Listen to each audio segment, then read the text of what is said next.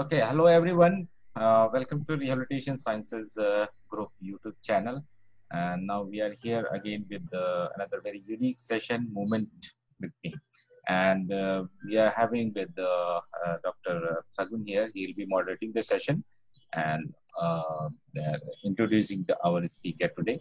Dr. Sagun, over to you, please. Thank you, Dr. Dharam. Welcome to the Rehabilitation Science Group.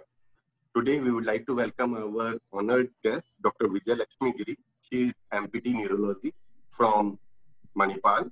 She is PGDGC. Along with this, she is running her clinic from last 10 years with the name Fitness First Physiotherapy Clinic.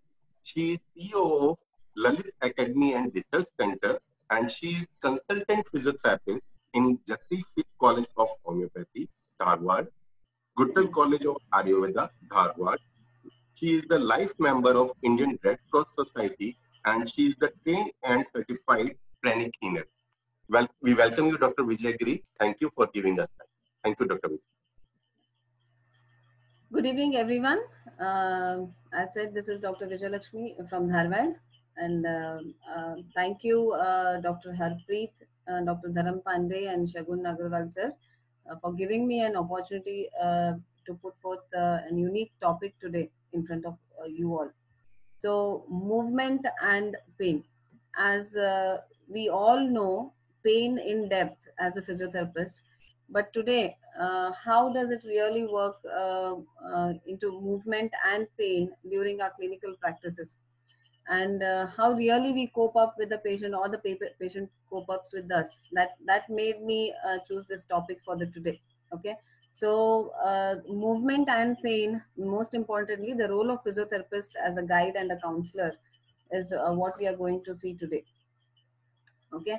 So before going into the depth, I just want to place a slide in front of you all, which says the good physician treats the disease, where the great physician treats the patient who has the disease.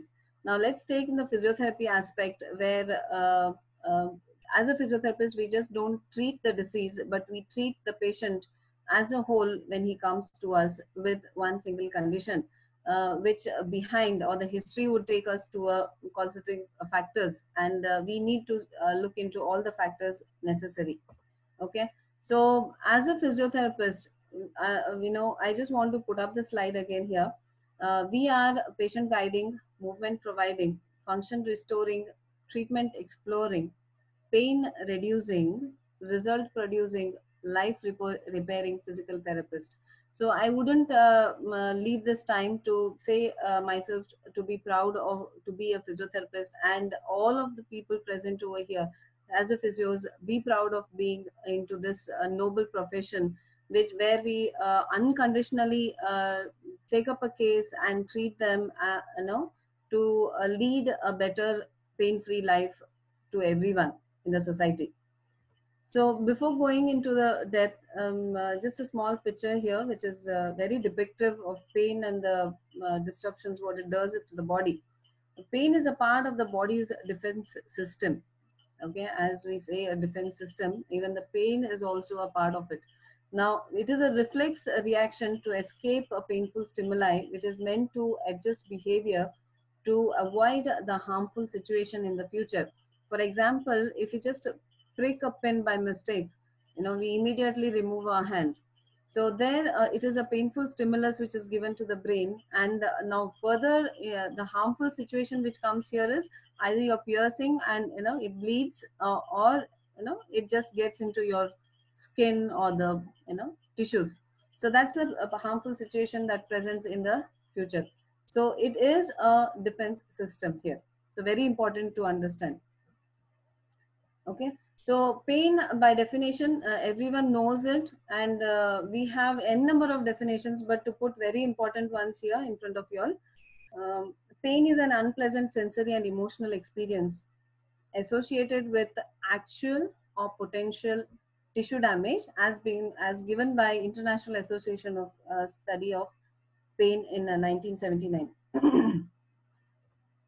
It is also defined as an unpleasant sensation induced by noxious stimuli and generally received by specialized nerve endings, as been given by Cancer Web 2011. So it is a emotional experience. Okay. So another one which says pain is whatever the patient says. Okay, that it is existing when he or she says it does. So this is an operative definition which is stated. And another very important one which goes here by definition is pain is always subjective. It is the person says it and then only we listen to them, as pain. The pain is always subjective and each individual learns the application through experiences related to the injury in the early life. Okay, that means his past experiences related to that he talks about it. So it's always unpleasant and therefore an emotional experience. So as stated by ISP in 1979. So overall we see that it is emotional and it is a past experience which we see as pain. So when we go into epidemiology, there it says 50 million people, and the global statistics that I will be just giving in 2 minutes. So it's a 50 million adults who have chronic pain daily or almost daily. So the chronic pain affects around 40% of the worldwide population. That means 1.5 billion people around the world live with the chronic pain. Okay. As per the global survey report, it says the global pain management therapeutics market was valued at $61,000 million in 2017, whereas it is expected to grow to $79,500 million in 2024. That means it has a huge market. Or there are lot of people experiencing pain who need treatment, guidance, counseling, and then thereby lead to a better life, pain-free life. So severe and unrelenting pain interferes with the quality of life, including activities of daily living, sleep, and social interactions. Now when we see the different types of pain over here globally, it's basically the back pain which is experienced most. Okay, so 100 million Americans adults experience chronic pain, more than numbers affected by heart disease, diabetes, cancer, all combined. So that has become a very very top level pain nowadays. So 76.5 million have chronic pain which is lasting for 24 hours or longer. 36 million miss their work, people missing their jobs or job related activities due to the pain. So 3 in 4 people have chronic pain patients persist report feeling depressed. Okay, we see that it also affects the lifestyle. So it's almost $635 billion annual cost of treatments and lost productivity that they spend on treatment. Okay, so 5 million to 8 million they rely on medications for long-term pain management. Okay, so basically, as it's a back pain, around 3.5 million people are affected by moderate or severe degenerative intervertebral disc disease. Americans spend at least $50 billion each year on back pain. So more than 6 million patients in United States alone are currently dealing with chronic pain. So when you take globally, it is US that is experiencing a lot of pain. That's why it is the statistics which is given, it has already been there reported online. So basically, the autonomic response to the pain that we see is a grimacing, restlessness, guarding, increased respirations, increased heart rate, blood pressures, diaphoresis, specifically when the person experiences any kind of pain. Okay, so there are different types of pain behavior which we come across. It's a facial, audible expression of the person, of the distress. So distorted ambulation of the postures we come across, the negative effect it has, and avoidance of the activity. So these are the behaviors that we come across. Now, generally we know the pathway, but just to rush across, when the injury occurs, that's the site of injury, the transmission goes through the spinal cord to the brain stem and to the cortex, that's the cerebrum. So the cerebral, specifically somatosensory cortex, the limbic system, and the thalamus are more involved into it. Now, this is a very nice picture which I like to put up here. as a like a person just touching a hot cup of tea, you know, he touches it and he experiences pain immediately and he removes his hand. That means it is such in a minute fraction of a second that the impulses are sent to the brain and then back to the hand that it has to be removed. Okay, so here again the threshold, depending on the threshold the person handles the cup of tea. Okay, it may be that he might always likes to drink hot tea, so he will be holding it as a hot tea, but who doesn't like to drink hot tea, you know, they immediately remove it. So the threshold of pain also matters over here. This very picture says, you know, the painful stimuli when experienced by a person, it you know, or the tissue damage activates specialized nerve cells, which in turn sends pain signals to the spinal cord as we know it. So the pain signals enter the dorsal horn of the spinal cord, where some are increased or decreased by the interneuron before continuing up to the brain. Very important to note down. It is here the modulation is done. So the thoughts, the feelings, and the beliefs change the pain signals into individuals' experiences. And then certain parts of the brain generate the signals that travel down back down the spinal cord to reduce or increase the pain signals at the interneuron. Okay, so this was about the pain signals in brief. So the pain assessment, basically the characteristics of pain, you know, we have it as PQRST, where P is palliative, like what makes the pain better or worse, the quality, how the pain is described, the radiation, does the pain travel or spread anywhere else, the severity, what intensity of the pain is there, the temporal, is the pain constant or does it come. So these are the characteristics of the pain, which basically we have to look into. Okay, so when we come to the assessment, it is important to take this history of the pain, and then the medical history, basically the medication or the previous any approaches towards the doctors and his investigations or anything that is done in the medical history has to be taken. The psychosocial history, basically the patient's perception of pain is very important here.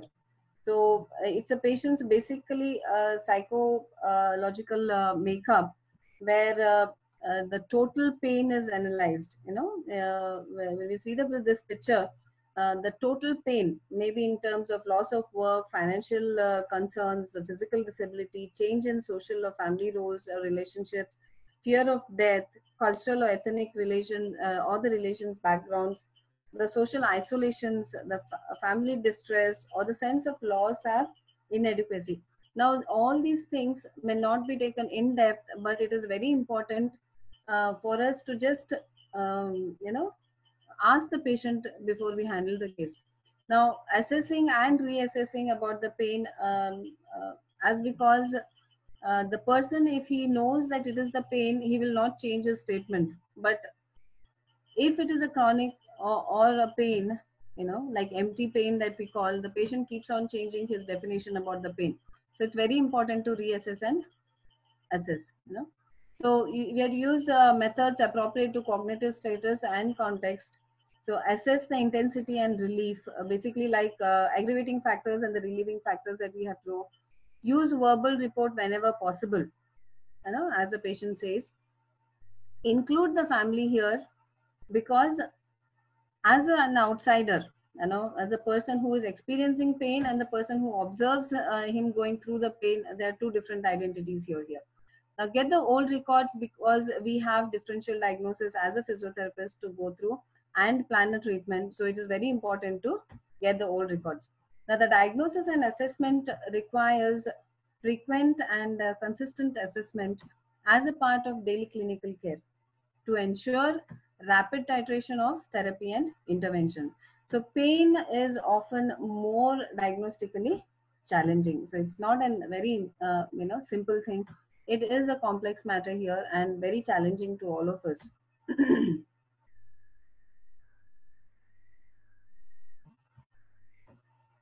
So as we all know, there are a lot of assessing tools and we use them whenever possible.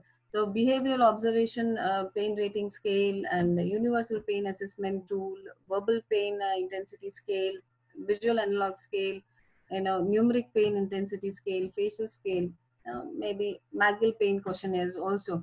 Now, these on a clinical setup, as a patient enters or at the time of admission, we take these assessment tools as a recording, and as when we finish our treatment sessions, we take it. So we record the improvement with the patients with physiotherapy treatment.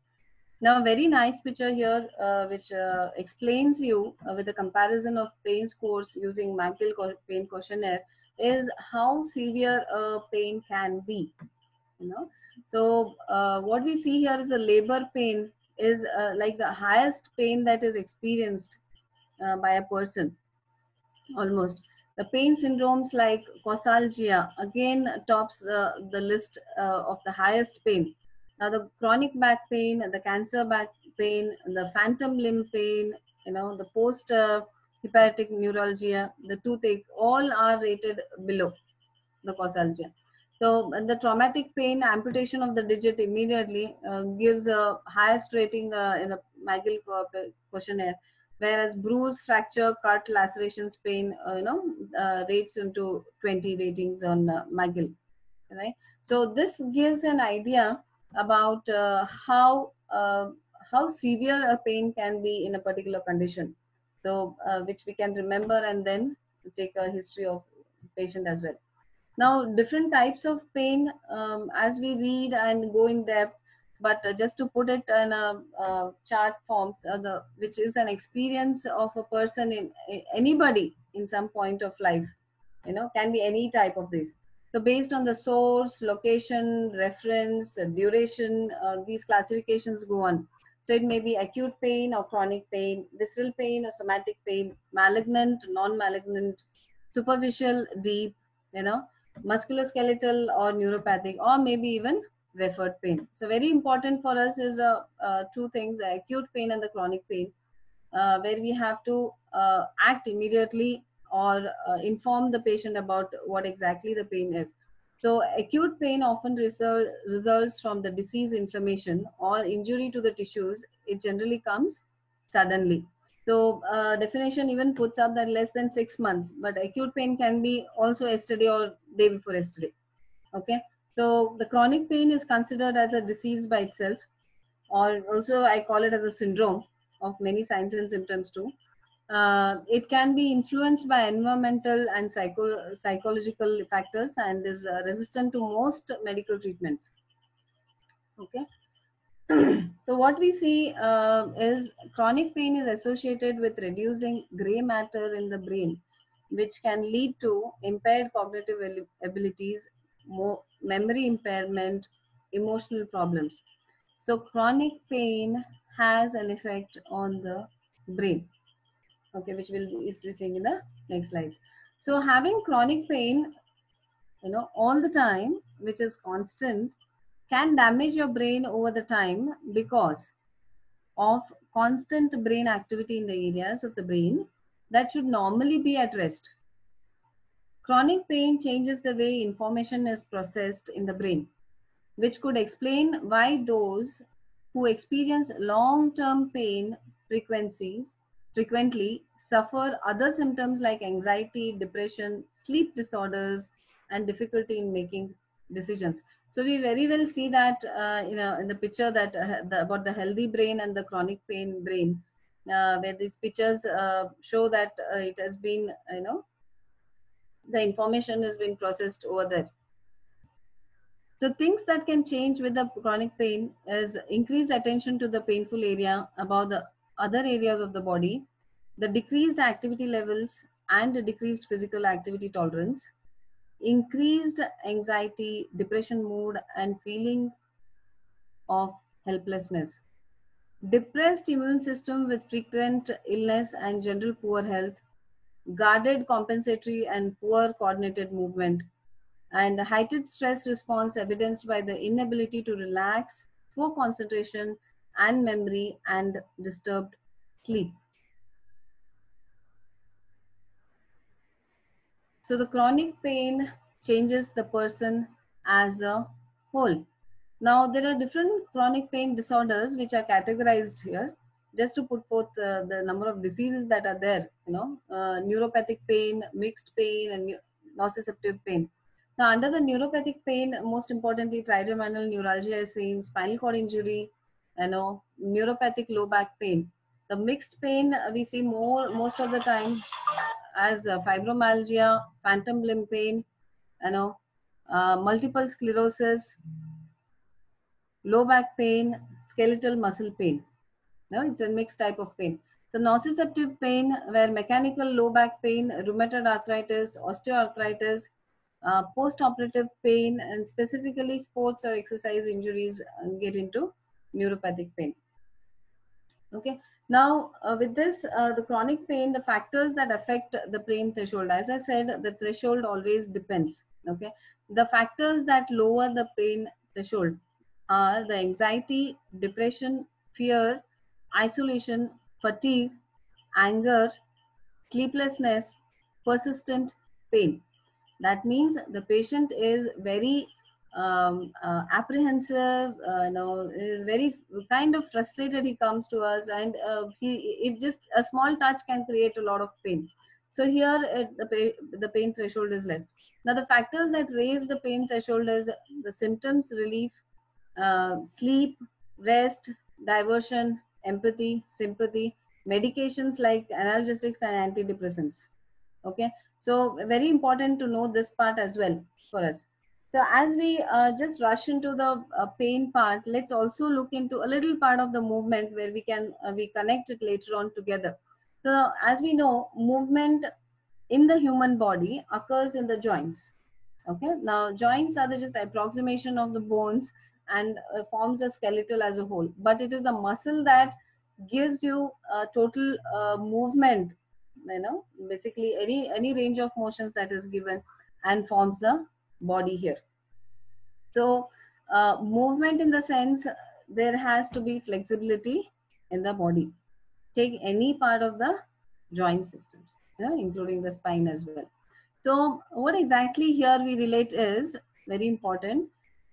Muscle action also is dependent on the stimuli given from the brain. That means when we want to hold a cup of tea or a glass of water, we have to move our hand. Okay, we have to move. It is not intentional. I have thought about holding a glass, just approaching a glass of water. I think about it. The thought process is created, and the messages is sent back to the muscle saying that you need to extend the elbow and then pick up the glass of water. So that means the messages are sent through ascending and descending fibers. So here just small picture just to show that the upper motor neuron and the lower motor neurons also come into action during this process. Any disruption in these areas, maybe brain, muscle, spinal cord, will cut down on your activities. Okay, so another important part in the movement section for us as a physiotherapist is the end feel. We all have to understand this to understand pain, maybe in the joint or the muscle. So it's a sensation transmitted to the therapist's hand at the extreme end of the passive range of motion, which indicates the structures that limit the joint movements.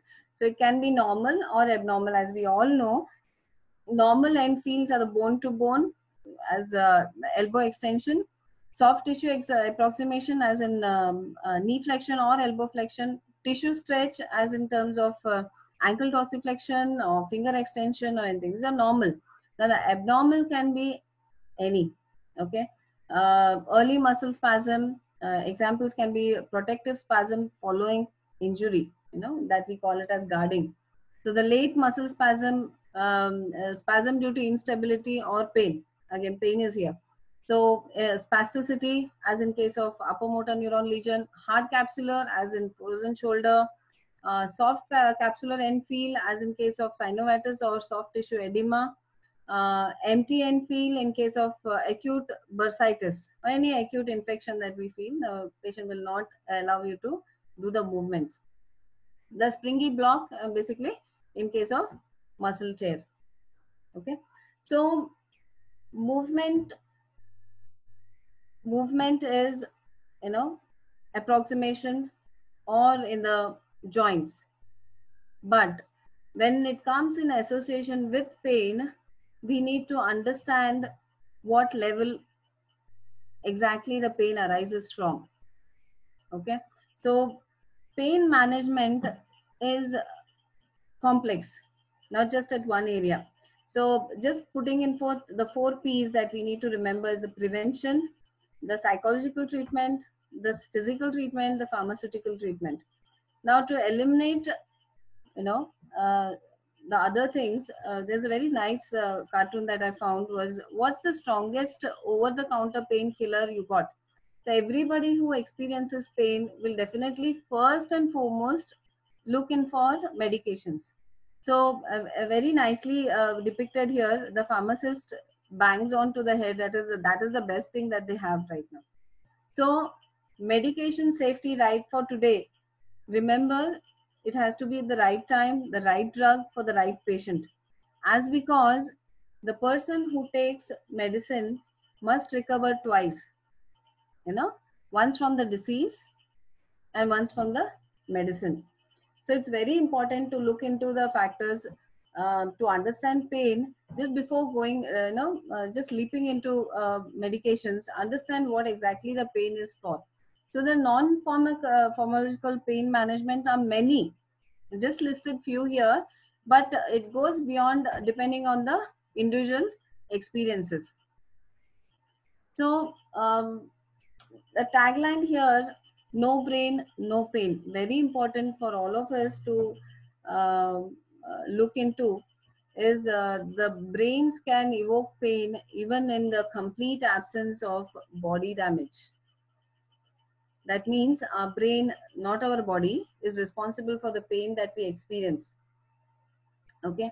So how do we manage this process when it becomes very harmful?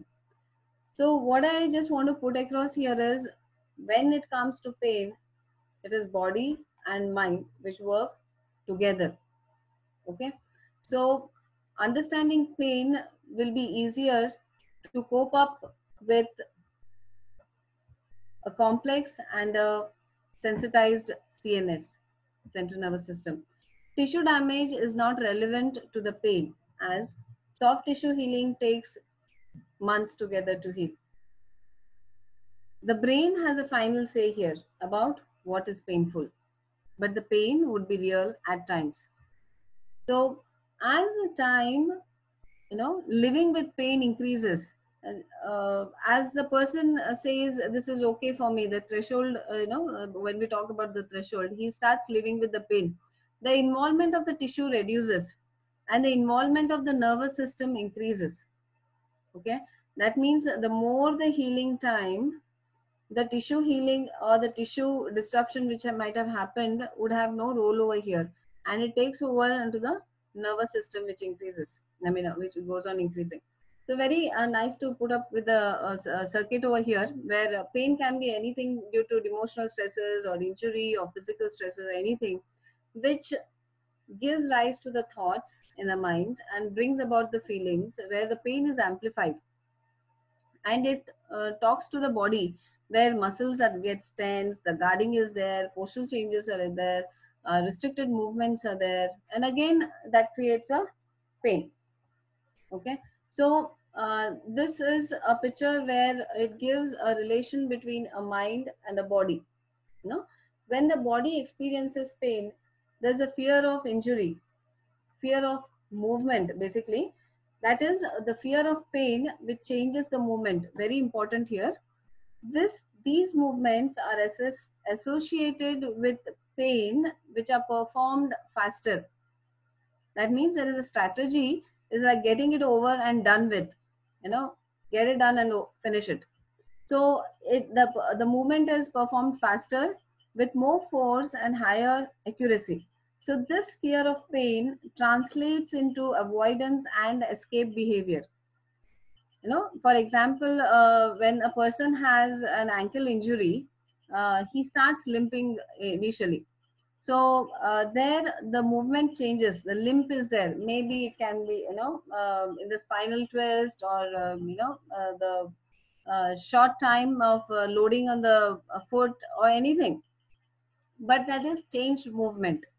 That means after an injury, the body will rapidly associate pain to a particular movement, okay, and modify which muscles we use accordingly. So our research says message from the motor brain areas towards a muscle is reduced, okay, if it is responsible for the pain, and it is increased if the muscle contracts that movements. That is where the compensatory movements come into picture. Therefore the brain can anticipate that a particular movement that will cause pain, and hence will adapt and move differently.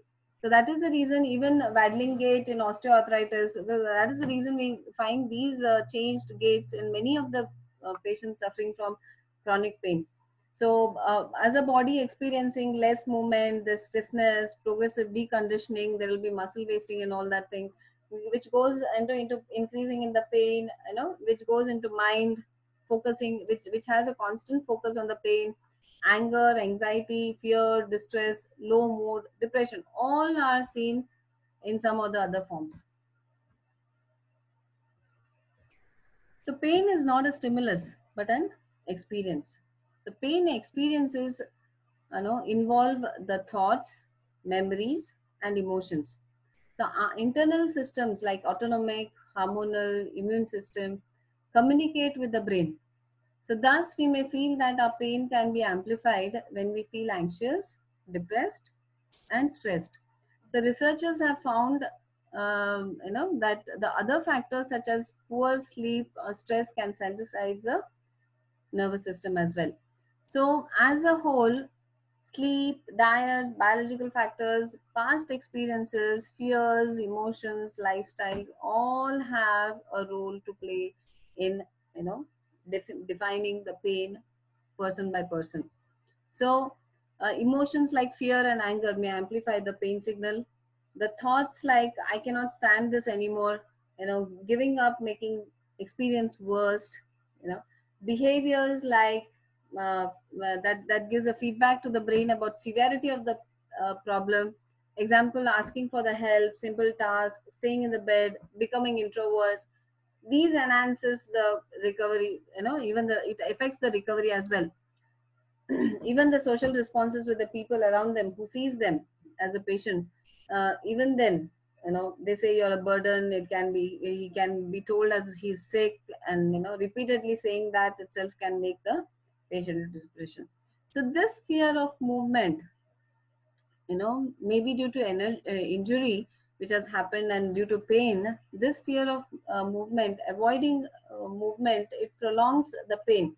Now, this persistent and unresolved pain often results in general weakness and fatigue, and loss of fitness, tight muscles, reduced flexibility, emotional distress, reduced quality of life. So the other part which we see is this fear of movement.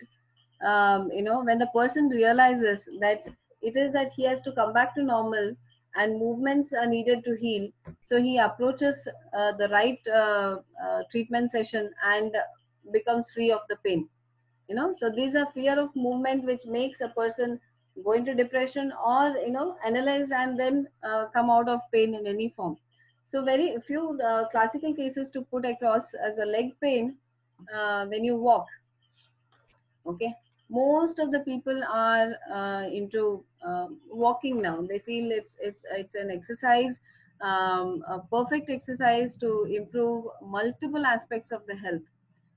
Okay, so but lot of pains are just submerged over here, as because when walking there are a lot of distractions, and maybe the environment, maybe the people with we go, and maybe the pace that we walk, or the why we go for a walk.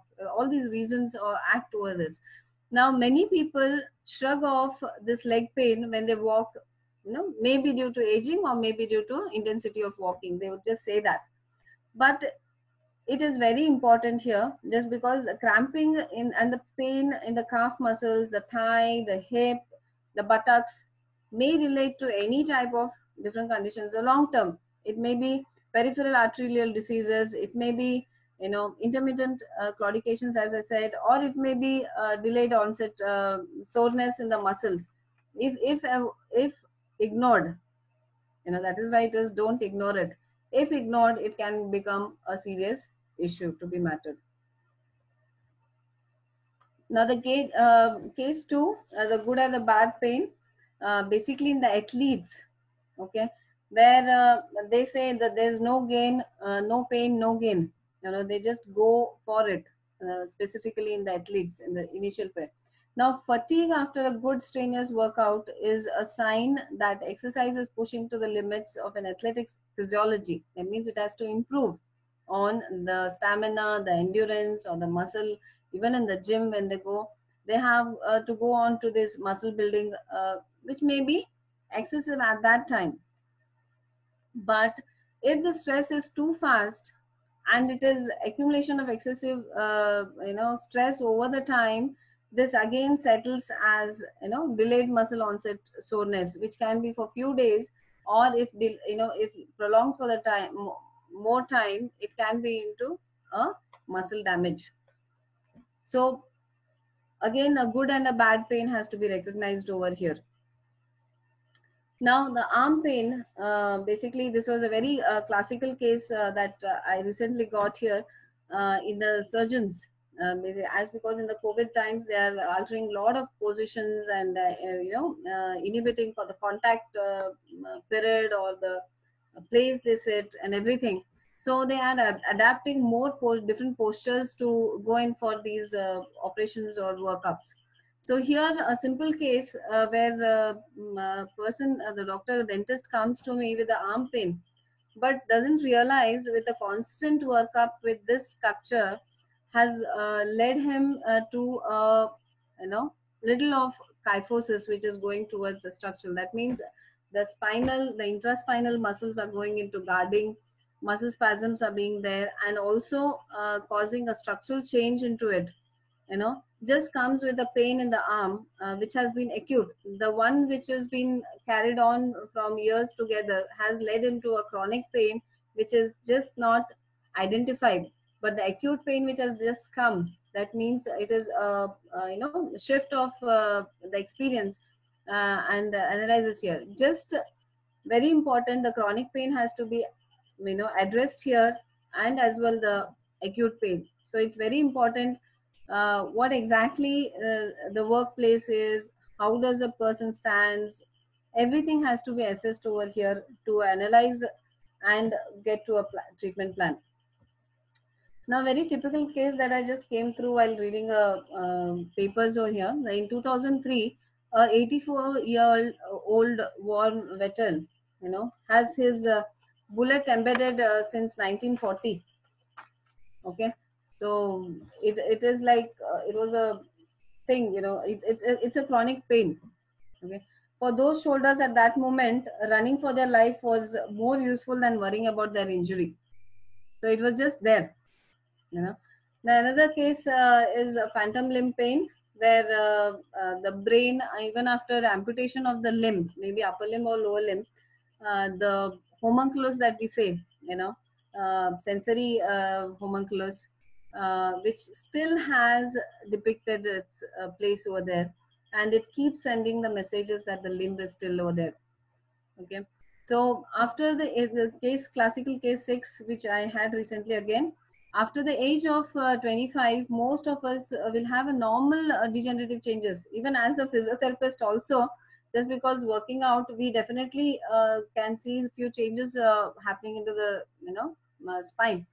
So one study showed that up to 35% of the people who have never experienced low back pain had herniated discs. Okay, instead of dwelling on what exactly is seen on the image, when we see the MRI and when we see the patient as a whole, when he comes and talks about the pain, both are differentiating. It's not like there is a herniated disc and the typical symptoms are seen over here. So most of them come with maybe dysfunctional joints or muscles, maybe it's bad posture, joint restrictions, poor lifestyle habits, and instability that needs us to be concentrating on. So these are chronic cases which we see. The case or the cause may be different, the root cause may be different, but the symptoms may be different, as because as simple as referred pains, the organ arises and there's a pain somewhere else in the body, as it already says. Now this very picture I just want to put up just to show the areas of the brain which plays an important role in the pain. Okay, so there's a primate thinking brain that's called as a neocortex, which is responsible for sensory perception, spatial reasoning, generation of motor commands, conscious thought, intellectual memory. There's a mammalian brain, the feeling brain, which is basically a limbic system, which includes amygdala, which has positive emotions into it, and learning and emotional memories, and a lot of spirituality into it. So the reptilian or the instinctive brain, it's a brain stem where the 4 Fs: fight, flight, feed, fornicate, to run off, so avoidance, safe from the danger. So that is what. So with this, I just want to say, take a deep breath, everything will be okay. That means taking a deep breath, it will enhance the or increase the vagus activity. Okay, so the vagus activity can also be increased by exercise, yoga, dance, music, laughter, etc., where you just get relaxations over there. So vagus nerve is responsible for rest, digestion, repair. It tells the brain what's happening in the body. There is a regulation of the limbic system here. So that's how it works over the brain. So when we come across the prevention is better than cure, tagline, in terms of pain, okay, the above statement looks true when we can foresee the possible physical problems and prevent them from happening. So it applies less over here, as because more than 90% of the problems are encountered before and then they come to us. So it is additive conditions, the chronic case, rather than just a single case. So hence it becomes very important to detect early and intervene early for early recovery. For example, a long-standing pain or movement disability would also include psychological, sociological issues rather than just the condition, which will contribute for the lower recovery or the slower recovery. So it goes without saying that we need to conduct many health awareness programs for the people, educate them about the possible health hazards and how it can be avoided to the max by simple lifestyle corrections. Okay, so physiotherapists work the best over here when it comes in terms of pain. So when we say why physiotherapists, we are the people who have the recovery as a focus. It's not just a maintenance. Now we have a specialist knowledge about the pain. We understand how pain affects life. We know the body mechanics really well. We are not just about helping recovery from aches or pains, but we can help manage activity. We listen to them and agree a plan of treatment. That is, we come to an individualized plan. So we will help to improve flexibility and fitness. So that's a very important role where we enhance the quality of life, really, relieve the pain, restore mobility, regain function, and improve the strength and balance. By educating patients about the pain, by modifying of unhelpful beliefs and responses, understanding about the neuroplasticity of the brain, basically, and the pain. So pain is just an experience which can be even wiped off because of neuroplasticity of the brain. And we can improve their physical fitness and using graded exercises and activities, by reversing the negative effects of inactivity and empowering patients to adopt a more active role in managing their pain. So once a person becomes active, he sometimes forgets the pain. So we work through that concept of diversion. Okay. So the treatment objectives that becomes here, that decrease the frequency and the severity of the pain, general sense of better feeling, increased level of activity, return to work, decreased healthcare utilization, elimination or reduction in the medicational usage. Very important. Now, take home points here is, to everybody, your body has a marvelous interconnected system that is wired not just to survive but to thrive. Okay, the stress response system is meant for a short term burst of activity to promote survival, not a long term chronic stress. So don't get confused. The chronic stress leads to a physiological changes in the body that can result in a poor health, depression, and fatigue. So you know where you're heading to. You know, if you want a better life, you have to come out of it. So thankfully, there are many different ways to increase your vagal tone and regulate your nervous system. So find what works for you and thrive connecting with your physiotherapist. Yes, myself, Dr. Vijayalakshmi, for today. Thank you. Yeah, good evening, Dr. Vijayalakshmi. It was a wonderful talk. When you explain pain, I think you have covered almost each and every aspect of pain. And the most beautiful part was the 4 P's, which I would request you to please repeat once. No, the important thing is the 4 P's, basically the concentration is that the pharmacological treatment that everyone goes to, please avoid it. And pain is a good sign. As I say, love your pain and it'll love you back. So that is what I just want to say, y'all. If prevention cannot happen because the injury has already happened. Right. So again, preventing what? The next injury, or be there in that injury itself. You know, that's all we can say. So when you go to the non-pharmacological treatment aspect or the management aspect, we have a lot of things. So again, it will go into a trial and error basis where physiotherapist will act as a guide and a counselor to you all when you sit and across a session. Really, what you want. When we go with the evidence-based or when we go to a tailor-made based treatment plan, we have to sit with them and talk to them. Like I just, a person comes to me and he says, just I want to be active in my home. So I will just give him that activity which can, be independent at home level. When another person comes to me and says, no, I want to go for a trek. By within 4 months or 2 months, I have to go for a trekking. So I have to train him to that level. So prepare him first psychologically, get him to that level of get rid of his pain, and then prepare him for that session. Right. So it was very interesting when you mentioned a patient on medications need to recover twice. That is very true. Yes. And I really feel that with your interest in exercise and nutrition, you might not be recommending a lot of medications even. Not at all, in fact. As we are into a drugless therapy, not at all. And I think the 2 most important components of pain management, as you have mentioned, is the educating the patient. Educating the patient and increasing the physical activity. So as a counselor and as a guide, I think a very important role of a physiotherapist is to educate the patient about pain and not to feel threatened or have a fear of pain in his mind. So I think the best management starts without even touching the patient. So I think it is a wonderful takeaway message that you have given for pain, because everybody who has a brain would feel the pain. As you said, pain cannot be there without brain. Brain. Yeah, so that is why I think most of us do feel pain, and at some point of time, many would require help.